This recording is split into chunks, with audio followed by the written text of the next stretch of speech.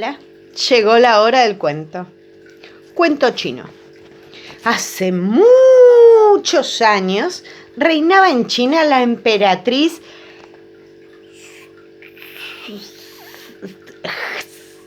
Sí.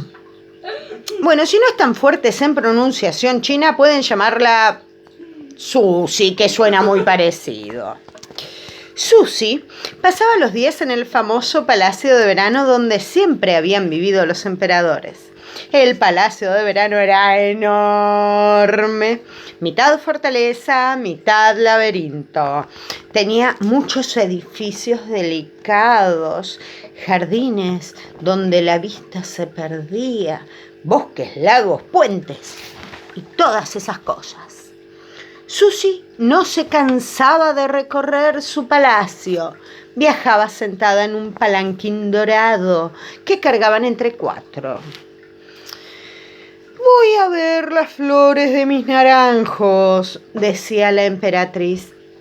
Se sentaba en su palanquín y allá iba, bamboleándose dentro del real vehículo. Cuando los cargadores del palanquín se cansaban, los reemplazaban otros 4. Los primeros cargadores subían a otro palanquín, llevado a su vez por 8 cargadores, que cuando se cansaban, trepaban a otro, llevado por 32 cargadores, y así todos se cargaban a todos. Total, que Susi visitaba sus naranjos acompañada de un séquito de 624 palanquinistas, 47 damas de compañía, 24 secretarios, 8 peluqueros por si el viento la despeinaba y 11 cocineros por si se le ocurría hacer un picnic. Los palanquinistas de Susi iban duros, como si hubieran tragado cemento.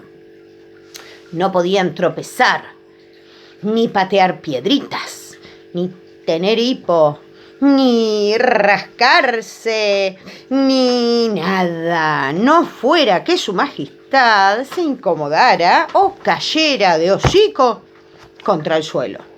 Susi hasta podía tomar la sopa dentro de su palanquín. Tomaba sopa de aletas de tiburón, pero si a ustedes no les gusta la sopa de aletas de tiburón, tomaba sopa y nada más. Todos, pues, llevaban el palanquín de la emperatriz con gran reverencia y temor. Todos, menos uno. ¿Quién osó rascarse ayer mientras transportaba a mi real persona?, preguntó su majestad. Los cortesanos enmudecieron. Todo se sabía, pero nada se sabía en el palacio. Hasta que una voz perdida ya en el fondo del salón del trono dijo: «Fue Lu Pin». Solo él pudo ser. E hicieron a Susi una profunda reverencia. En China, las reverencias llegaban hasta tocar el suelo con la frente, sin doblar las rodillas. No era nada fácil. Los más ágiles hacían reverencias elegantes. Los gorditos no podían levantarse después del saludo y esperaban que alguien los enderezara tomándolos por la colita. Los más entusiastas se abollaban la frente y por eso las baldosas del palacio de verano estaban todas flojas. Pero había alguien que no hacía reverencias. Todo se sabía y nada se sabía en el palacio. Cuando la emperatriz preguntó: ¿quién era el irreverente?, alguien respondió: «Es Lu Pin. Solo él es». Susi no preguntó más, porque en realidad no quería saber, solamente quería que le contestaran. Además, estaba ocupada preparando la fiesta del dragón. El último día de primavera se celebraba en la corte la fiesta del dragón. Los chinos tenían muchas fiestas en el año: la fiesta de la cabaña de bambú, la de la golondrina descalza, el festival de los faroles amarillos, la gran celebración de la sombrilla, pero la más hermosa era la del dragón. Ese día el palacio se adornaba. En la fiesta todo el mundo estaba obligado a disfrazarse de dragón, incluso los dragones. Y todos los cortesanos se pegaban rabos, crestas, pezuñas grandes y se pavoneaban por los jardines simulando que echaban fuego por la boca.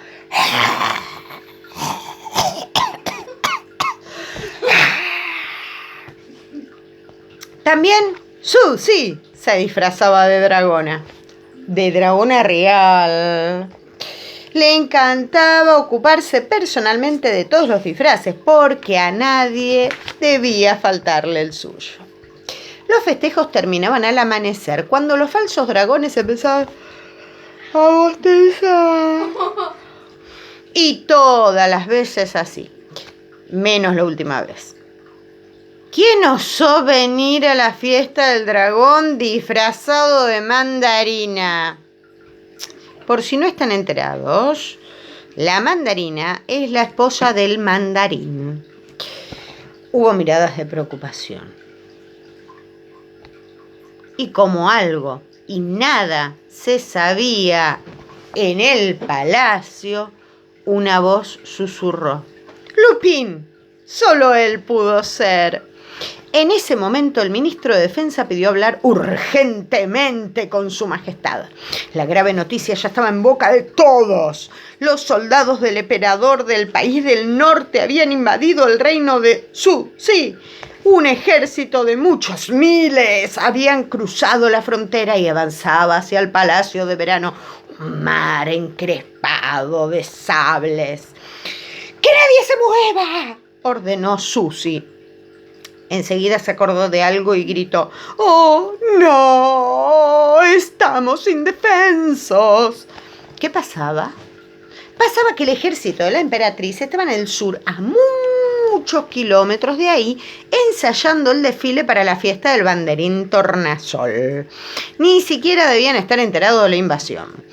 Susi se sintió como el jamón del sándwich, con un ejército invasor al norte y el ejército propio al sur.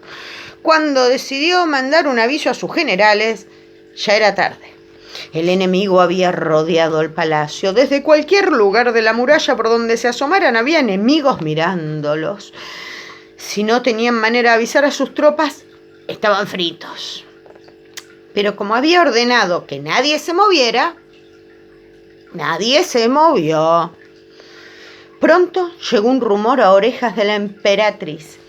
Alguien se había atrevido a cruzar las filas enemigas.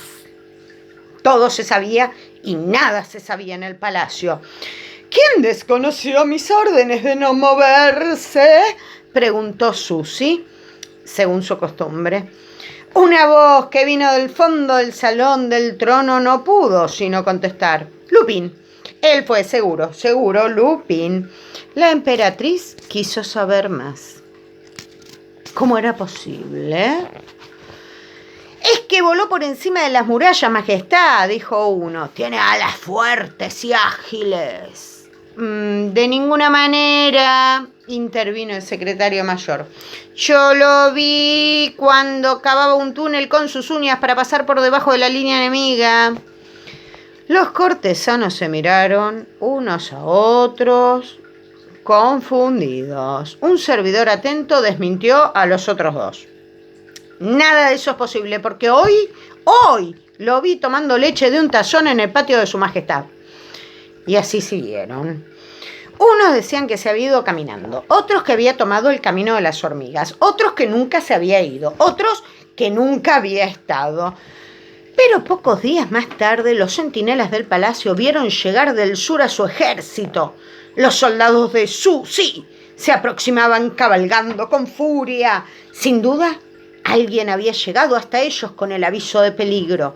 A los invasores se les vino el alma al suelo. Los chinos eran un montón. Por si no lo saben aún hoy, los chinos son un montón. Huyeron en desbande antes de que las tropas de la emperatriz se dieran el gusto de convertirlos en harina.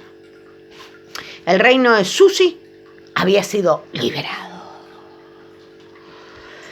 Al poco tiempo, todo volvió a la normalidad en la corte. Los cerezos florecieron educadamente, Susi seguía haciendo paseos al aire libre y nadie se llevó por delante un árbol mientras cargaba su palanquín. En la fiesta del bote, todo el mundo se disfrazó de bote. Susi estaba melancólica. El invierno tapó los puentes con nieve. También Susi se resfrió y un año completo pasó así, lleno todos los días iguales. Susi se había puesto tan mustia, así, que ni siquiera sonrió cuando la emperatriz de Birmania le regaló una bufanda de marfil puro. Hasta que una tarde, Susi fue de pesca. En el lago descubrió un pez que se parecía en todo a los otros peces, pero se paseaba debajo de sus narices sin dejarse atrapar. Las exquisitas lombrices reales no lo tentaron y, a diferencia de los otros peces, resistió la orden de morder el anzuelo. Entonces Susi recordó que esa mañana alguien había confundido a sus camareras y ellas le habían alcanzado 2 zapatos del pie izquierdo.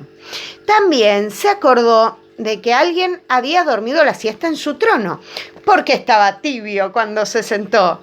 Susi no preguntó nada esta vez. No necesitaba preguntar para saber, ni necesitaba otra cosa para sentirse contenta. Cualquier persona en el palacio que no tuviera los ojos confundidos y los oídos desorientados podía darse cuenta de que Lupin estaba de vuelta. Nos vemos en el próximo cuento. Nos escuchamos y nos vemos. Lávate las manos, llama a los abuelos propios o ajenos y suscríbete. Chao.